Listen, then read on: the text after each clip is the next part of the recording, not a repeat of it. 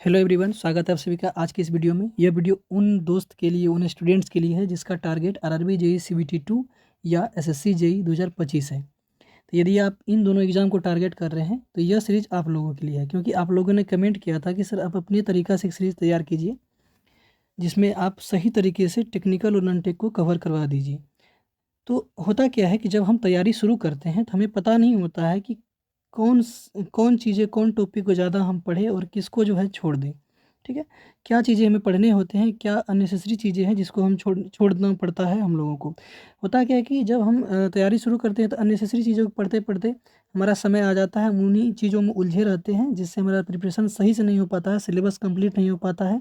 हम सभी सब्जेक्ट को इक्वली नहीं पढ़ पाते हैं, ना तो हम सही से टेस्ट लगा पाते हैं, ना ही रिविज़न कर पाते हैं, इसलिए हमारा मार्क्स कम आता है। तो इन सभी बातों को ध्यान में रखते हुए मैं ये आप लोगों के लिए तैयार किया हूँ, जिसमें आपको प्रॉपर नोट्स मिलेंगे हर एक सब्जेक्ट के टॉपिक वाइज। और इसमें जो मैं कंटेंट तैयार किया हूँ एकदम पूरा प्रिसाइज रूप से, कोई इधर-उधर की बातें मैं इसमें नहीं लिखा हूँ, जो ज़रूरी है एग्ज़ाम के पर्पज़ से, क्योंकि हमारे पास टाइम लिमिटेड होता है। हमें लिमिटेड टाइम में सिलेबस कवर करने होते हैं और उसमें जो है हमें रिवीजन, बार-बार रिवीजन करना होता है, टेस्ट सीरीज़ देना और भी बहुत सारे चीज़ें हैं। तो आज यह उस सीरीज़ का आज ये पहला क्लास है जिसमें मैं सर्वेइंग शुरू किया हूँ और सर्वेइंग का पहला chapter basic principle and classification को शुरू किया हूँ। तो क्लास शुरू करते हैं और आगे बढ़ते हैं। इसमें पहला डेफिनेशन है आपका सर्वेइंग। सर्वेइंग, इसका डेफिनेशन आपको ऑब्जेक्टिव फॉर्म में कई बार पूछा जा चुका है और आपको पूछ भी सकता है। तो यह क्या है? Art of determining. क्या हम डिटरमाइन करते हैं? किसी भी पॉइंट्स का हम रिलेटिव पोजीशन डिटरमाइन करें। रिलेटिव पोजीशन मतलब कि या तो वो हो सकता है किसी भी तरीका से, या तो डायरेक्ट तरीका से या इनडायरेक्ट तरीका से। तो इसका जो रिलेटिव पोजीशन निकालते हैं उसका मतलब क्या है? या तो उस पॉइंट का हम डिस्टेंस निकालेंगे, या डायरेक्शन निकालेंगे, या एलिवेशन निकालेंगे। ठीक है? डिस्टेंस, डायरेक्शन एंड एलिवेशन हम निकालेंगे। और वह पॉइंट कहीं भी हो सकता है, ऑन अर्थ हो सकता है, एबव अर्थ हो सकता है, या अर्थ के भीतर हो सकता है। तो यही क्या है? सर्वेइंग का डेफिनेशन है। ठीक है? उसके बाद हम आगे बढ़ते हैं। Object of surveying. Object of surveying बहुत सारे ऑब्जेक्ट हैं, लेकिन आपको अभी के लिए याद रखना है क्या, कि हम मैप को prepare a map, map prepare के लिए हम सर्वे सर्वे करते हैं, उसका ऑब्जेक्टिव यही है। ठीक है? उसके बाद आगे बढ़ते हैं। हेडक्वार्टर ऑफ सर्वे, ये भी आपको आपको कई बार पूछा जाता है। तो वो कहाँ है? देहरादून में है। कब इस्टेब्लिश्ड हुआ था? 1767 ईस्वी में, ईस्ट इंडिया कंपनी के थ्रू। ठीक है? उसके बाद आता है next, principle of surveying. Principle of surveying क्या होता है कि इसमें हम होल टू पार्ट करते हैं, work from whole to part, बड़े पार्ट से छोटे पार्ट की ओर आते हैं। इससे क्या होता है, हमारा जो एक्यूमुलेशन ऑफ एरर है वह प्रिवेंटेड हो जाता है, उससे हम बच जाते हैं, और जो भी माइनर एरर्स है उसको भी हम लोकलाइज कर पाते हैं। जब हम होल टू पार्ट आते हैं तो जो हमारा जो एरर जमा होकर के बाद में बड़ा हो जाता है उससे हम बच जाते हैं। अगर हम छोटे-छोटे पार्ट को लेकर चलेंगे एक बड़े पार्ट में बनाने के लिए, तो छोटा-छोटा एरर जुड़ते-जुड़ते बाद में बड़ा हो जाएगा। इसलिए हम एक्यूमुलेशन ऑफ एरर से बच जाते हैं। कब? जब हम होल टू पार्ट आते हैं। तो यही आपका क्या है? प्रिंसिपल ऑफ सर्वे है। उसके बाद आगे बढ़ते हैं और इसमें क्या है? आपका करेक्ट ऑर्डर ऑफ इंजीनियरिंग सर्वे। आपका जो इंजीनियरिंग सर्वे है उसमें आपका करेक्ट ऑर्डर क्या है? सबसे पहले मैप स्टडी, उसके बाद रिकॉग्नाइजेंस सर्वे, उसके बाद प्रिलिमिनरी सर्वे, उसके बाद फाइनल लोकेशन एंड डिटेल सर्वे। ये क्रम जो है आपको याद रखना होगा, चाहे आप किसी भी तरीक़ा से याद रखें। तो मैं इसमें जो है हम पहले मैप स्टडी करते हैं। इसमें क्या करते हैं कि जो आपका पॉसिबल रूट है, यदि आप रोड ही पास करवा रहे हैं तो जो पॉसिबल रूट है उसको आइडेंटिफाई करते हैं। जो ऑब्स्टेकल है, माउंटेन है, अगर वो आ रहा है तो उसको हम अवॉइड करते हैं इसमें। उसके बाद प्रिलिमिनरी सर्वे में हम क्या करते हैं, जो आसपास के डाटा है उसको हम कलेक्ट करते हैं। जो डाटा है उसको हम कलेक्ट करते हैं। उसके बाद अंत में हम final location and detail survey complete करते हैं। तो यह आपका हो गया करेक्ट ऑर्डर। ठीक है? उसके बाद आता है नेक्स्ट आपका क्लासिफिकेशन ऑफ सर्वे। देखिए, सर्वे का क्लासिफिकेशन, बहुत सारे क्लासिफिकेशन हैं हर एक आधार पर, चाहे वो इंस्ट्रूमेंट के आधार पर हो, चाहे फिर नेचर ऑफ फील्ड के आधार पर हो। तो उतना जो है आपको नहीं डिटेल में पढ़ना है। यहाँ पर मैंने जितना इम्पोर्टेंट है, जो अक्सर पूछे जाते हैं, उसको मैंने यहाँ पर इंक्लूड कर दिया है। सबसे पहला आता है आपका जियोडेटिक सर्वे। जियोडेटिक सर्वे में क्या है, इसमें जो अर्थ का कर्वेचर है उसको हम कंसिडर करते हैं। Earth curvature is taken into account, और एरिया इसमें कितना होना चाहिए? यदि एरिया 260 किलोमीटर स्क्वायर से अधिक है तब हम जियोडेटिक सर्वे करते हैं। ठीक है? इतना आप लोग याद रखिएगा। और कभी-कभी ऑप्शन में जो है यह 260 की जगह जगह में आपका 250 भी हो सकता है। ठीक है? तो यदि 250 है तो वो सही होंगे, यदि 260 है तो सही होंगे, और 250 और 260 में होंगे तो आप करेक्ट मारिएगा 260।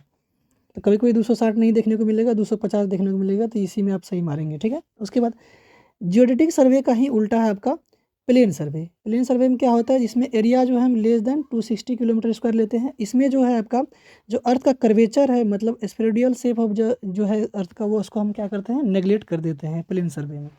उसके बाद नेक्स्ट टाइप है इंजीनियरिंग सर्वे।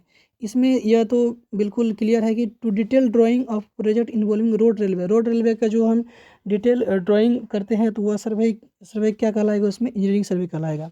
अब टोपोग्राफिकल सर्वे क्या होता है, इसमें जो है mountain, river, water bodies, wooden area and other cultural detail जो हम लेते हैं अर्थ पर, उसको हम क्या बोलेंगे, टोपोग्राफिकल सर्वे। और ऑब्वियसली बात है, इसमें क्या सब इन्वॉल्व होंगे, डिस्टेंस होंगे, डायरेक्शन होंगे और एलिवेशन इसमें इन्वॉल्व होंगे। उसके बाद आता है नेक्स्ट आपका कैडेस्ट्रियल सर्वे। कैडेस्ट्रियल सर्वे में हम क्या करते हैं कि बाउंड्रीज किसी भी चीज़ का हो सकता है, फील्ड का, स्टेट का, हाउस का, उसके हम बाउंड्रीज को डिफाइन करते हैं, डिटरमाइन करते हैं, ठीक है। उसके बाद आपका है नेक्स्ट मेरीन और हाइड्रोग्राफिक सर्वे। इसमें क्या करता है, mapping of large water body जो होता है उसका हम सर्वे करते हैं। उसके बाद नेक्स्ट आगे बढ़ते हैं।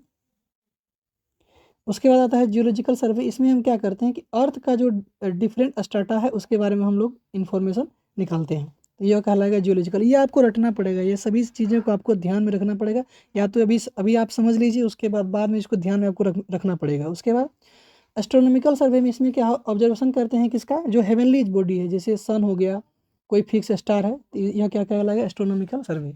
उसके बाद आता है आर्कियोलॉजिकल सर्वे। यह कहाँ यूज होता है कि जहाँ पर अनअर्थिंग रिलाइक्स, जो आपका बरामद अवशेष है, जो एंटिक्विटी है, पुराने एंसेंट, कोई सिक्का हो सकता है, कोई मूर्ति हो सकता है, कोई मंदिर होता है, तो उसमें जो हम क्या करते हैं, आर्कियोलॉजिकल सर्वे करते हैं, ठीक है। वो उसके बाद नेक्स्ट पॉइंट या टॉपिक आता है well condition triangle. Well condition triangle, जैसे आप लोग को पता होगा कि सर्वेइंग में हम हमेशा ट्रायंगल के फॉर्म में चीज़ों को बांटते हैं। तो उसमें जो वेल कंडीशन ट्रायंगल है उसका क्या क्राइटेरिया है कि कोई भी एंगल आपका लेस देन 30 डिग्री नहीं होना, 30 डिग्री से कम नहीं होना चाहिए और 120 डिग्री से ज़्यादा नहीं होना चाहिए। Should not less than 30 degree और नॉट ग्रेटर देन 120 डिग्री।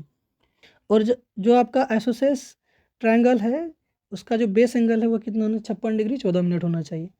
उसके बाद यदि आप प्लेन और जियोडेटिक सर्वे में क्या होता है कि जब हम एक ट्रायंगल बनाते हैं प्लेन एरिया और एक जियोडेटिक एरिया के, तो ये थोड़ा कर्व होगा, तो इन दोनों ट्रायंगल के जो सम होगा, इंटीरियर एंगल का जो सम होगा, उसका डिफरेंस कितना आएगा, 1 सेकेंड आएगा। तो difference between this sum of interior angles and a plane triangle and spherical triangle for an area 195 kilometre square on earth surface equal to 1 second. मतलब alpha dash plus beta dash plus gamma dash, यह हो गया आपका spherical जो triangle है उसका interior angle का सम, और माइनस यह प्लेन एंगल जो है उसका इंटीरियर एंगल का सम का डिफरेंस यदि करेंगे तो वह 1 सेकेंड आएगा। इतना आपको याद रखना है। उसके बाद नेक्स्ट आता है आपका रिप्रेजेंटेटिव फ्रैक्शन, RF। यह क्या होता है कि आपका जो मैप डिस्टेंस है उसको डिवाइड कर दीजिए, आपका ओरिजिनल डिस्टेंस है ऑन फील्ड, वही आ जाएगा आपका RF। उसके बाद आता है लार्ज स्केल, स्मॉल स्केल। तो लार्ज स्केल का यूज कहाँ होता है, यदि स्मॉल एरिया है उसका मैपिंग करने के लिए हम लार्ज स्केल का उपयोग करते हैं। और स्मॉल स्केल का यूज कहाँ होता है, जहाँ पर लार्ज एरिया है, बहुत बड़ा फील्ड है, उसको छोटा करके दिखाना है तो हमको स्मॉल स्केल यूज करना होता है। अब पहचानेंगे कैसे कि लार्ज स्केल क्या होता है, स्मॉल स्केल क्या होता है, तो जैसे यदि कोई RF दिया हो 1/500 और एक RF दिया हो 1/100, तो इसमें सब नीचे वाला देखिएगा, इसमें नीचे में 500 से यदि हम भाग लगाएंगे तो वैल्यू कम आएगा, इसमें 100 से भाग लगाएंगे तो इससे तो ज़्यादा इसमें वैल्यू आएगा। तो नीचे में यदि वैल्यू ज़्यादा रहेगा तो आंसर कम आएगा, तो वह स्मॉल स्केल होगा। इस तरह से आप पहचान सकते हैं, ठीक है। उसके बाद नेक्स्ट चलते हैं आपका जो एंगुलर मेजरमेंट का सेंटीसिमल सिस्टम है, यह अक्सर पूछा जाता है। इसमें एक सरकमफ्रेंस को हम 400 ग्रेड मानते हैं, एक ग्रेड को 100 सेंटीग्रेड और एक सेंटीग्रेड को 100 सेंटीग्रेड मानते हैं। तो ये डाटा आपको याद रखने हैं, ठीक है। उसके बाद कुछ यूनिट्स आते हैं, जैसे आप 1 मीटर में कितना सेंटीमीटर होता है, 1 किलोमीटर में कितना मीटर, ये तो आप लोग से नहीं पूछा जाएगा। जो अक्सर पूछे जाते हैं वो ये यूनिट है, तो आप इन्हें जो है ज़रूर याद कर लीजिएगा। जैसे 1 एकड़, इसको मीटर स्क्वायर में याद कर रख लेना है, स्क्वायर फीट में याद रख लेना है, उसको स्क्वायर यार्ड में याद रख लेना है। उसके बाद यहाँ पर अलग अलग नॉटिकल माइल, ये भी अक्सर पूछे जाते हैं, तो ये डाटा आपको कुछ याद रखना है। उसके बाद 1 माइल में कितना, 8 फरलॉन्ग, उसके बाद 1.609 किलोमीटर, तो ये आपको याद रखना था। यह जो है एक ओवरव्यू था पहला क्लास का, जिसमें मैंने बेसिक प्रिंसिपल एंड क्लासिफिकेशन जो पहला चैप्टर था उसको मैंने कवर कर दिया है। तो इसमें जितना भी डाटा, जितना भी सारा डेफिनेशन लिखा हुआ है एकदम प्रिसाइज रूप से मैंने लिखा है, इसमें कोई भी अदर चीज़ें नहीं लिखा गया है जिसमें आपका टाइम वेस्ट हो। तो इससे आप पढ़िएगा, और यदि आप लोग का ज़्यादा सपोर्ट रहे तो ये सीरीज़ और भी आगे मैं कंटिन्यू रखने का प्रयास करूँगा। तो बने रहिएगा, आप मेरे साथ। मिलते हैं आप लोग से एक नई वीडियो में। तब तक के लिए धन्यवाद।